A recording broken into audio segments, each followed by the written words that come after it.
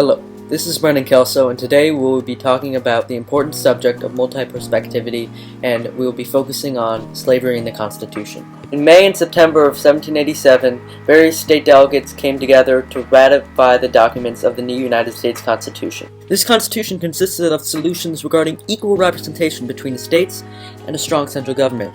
However, it didn't really address slavery, which was one of the most important issues of the 1780s. Many historians have different opinions about why the Founding Fathers didn't include this important topic. This video will explore arguments on this issue from 6 different perspectives, from historians and authors from various time periods. First perspective! So here's our first perspective. Our first perspective comes from Professor Sean Wylance. He believed that the Constitutional Convention not only deliberately excluded the word slavery, but also quashed the pro-slavery effort to make slavery a national institution and so prevented enshrining the racism that justified slavery. In other words, he thought that the removal of this word did not have a negative effect on slavery. He believed that the Constitution did all that it could to declare that slavery was not a part of the United States. He concluded that the ideas of the Constitution were not pro-slavery and paved the way to slavery's extinction in 1865. Second perspective! There are also some historians with different perspectives on this issue. Professor David Waldstreicher opposed Sean Wylance's opinion. He stated that if the Constitution quashed the pro-slavery effort, then why did so many clauses of it, such as Article 1, Section 9, Clause 1, support slavery and slave masters? Furthermore, he believed the reason that the Founding Fathers didn't mention slavery and make significant changes to it was that the southern states would not have joined the Union. Waldstreicher stated that the framers' neglect of slavery proposed barriers for emancipation. The framers had the ability to abolish slavery in the Constitution, but just ignored it for their own economic benefit. Third perspective. Our third perspective comes from Thurgood Marshall.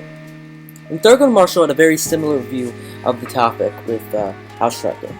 He argued that the Constitution as originally written was profoundly racist and that the Founding Fathers intentionally ignored the interests of slaves, thus they compromised individual liberty for selfish economic interests. He believed that Article 1, Section 9, Clause 1 of the Constitution negatively impacted slaves by preventing the removal of the Atlantic slave trade for 20 years. This was detrimental to slavery and provided a halt towards emancipation.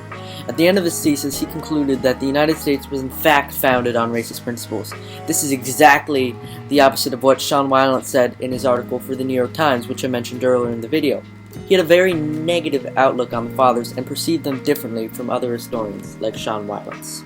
Fourth perspective. Historians David Azra and Stephen Mintz thought that the lack of the word slavery in the Constitution had to do mostly with the fragility of the United States during that time. And unlike Marshall and Waldstreicher, they had a more forgiving view of the Founding Fathers.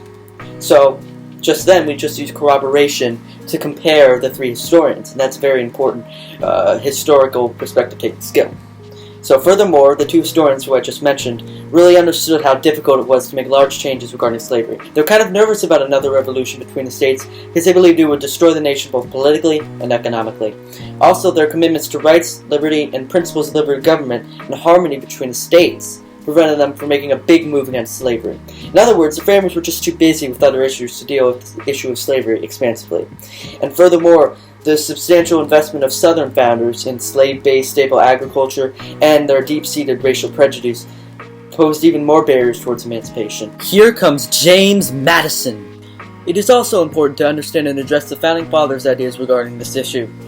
After the Great Compromise was approved, Virginian delegate James Madison wrote, "The real difference of interest lies not between the large and small, but between the northern and southern states." And after the Constitution and the Great Compromise, the framers knew that the United States was hardly perfect and free, and they knew there would be a large amount of compromises to sign and wars to fight between the states to make large advances to the abolishment of slavery. And now a word from historian Brendan Kelso. Now check this out. That argument by Madison relates to the argument made by the 2 historians Azra and Mintz. Both of those historians believe that the U.S. had a large amount of work to do to finally abolish slavery, and both believe that the northern and southern states were incredibly divided in terms of those issues. Now, from these perspectives, we can create an argument. The writers of the Constitutions knew that America was a weak and newly formed country, and it was more important for them to appease southern states than to provide more freedom for the slaves. They did not have time to deal with the issues of slavery and were more focused on the unity of the colonies and their economic issues. Now that's interesting. Thanks for watching. I really hope you enjoyed the video.